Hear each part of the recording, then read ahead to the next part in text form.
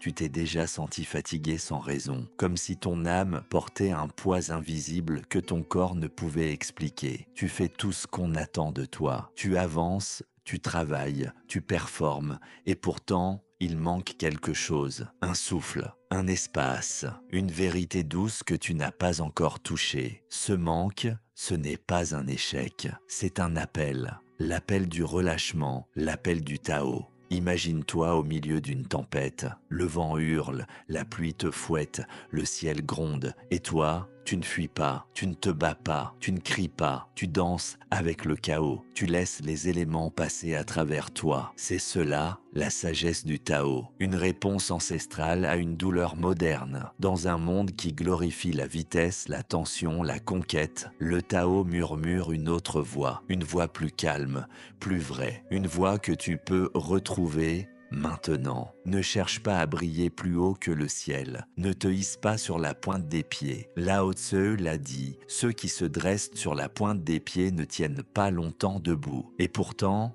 regarde autour de toi. Tout le monde veut être vu, tout le monde veut être aimé, reconnu, validé. On affiche des sourires sur des visages épuisés. On montre des triomphes fabriqués sur des fondations de sable. Mais toi, tu peux faire autrement. Tu peux marcher à ton rythme, poser un pied après l'autre, ne pas te mentir sur ta force, ne pas gonfler ton image, juste être vrai. Le maître ne cherche pas à se montrer, c'est pour cela que sa présence rayonne. La douceur triomphe du dur. Voilà l'un des secrets les plus incompris de notre époque. On t'a appris que pour réussir, il faut frapper fort, parler plus fort, imposer. Mais regarde l'eau, elle ne pousse pas. Elle ne crie pas, elle glisse, elle s'adapte, elle patiente, et lentement, elle transforme la pierre, elle sculpte la montagne, elle s'infiltre là où la force échoue.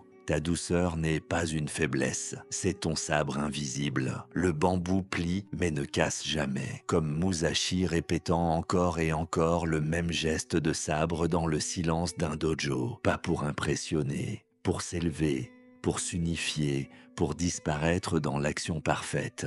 Et si je te disais maintenant que ton inutilité est une bénédiction, tu vis dans une société où l'on veut faire de toi une marchandise. Si tu ne produis pas, tu n'as pas de valeur. Si tu n'es pas performant, tu es écarté. Mais le Tao enseigne l'inverse. Zhangzi racontait l'histoire d'un vieil arbre tordu, inutile au menuisier. Aucun artisan ne veut l'abattre. Il est trop difforme. Et pourtant, il survit, il pousse, il ombrage. Et si toi aussi tu étais cet arbre, trop vrai pour les critères du monde, trop profond pour les cadres trop serrés? Et si ta différence était ta liberté? Le sage ne cherche pas à être utile, il cherche à être vivant. Enfin, retiens ceci. Ne poursuis pas le courant, deviens le courant. Arrête de courir après les choses.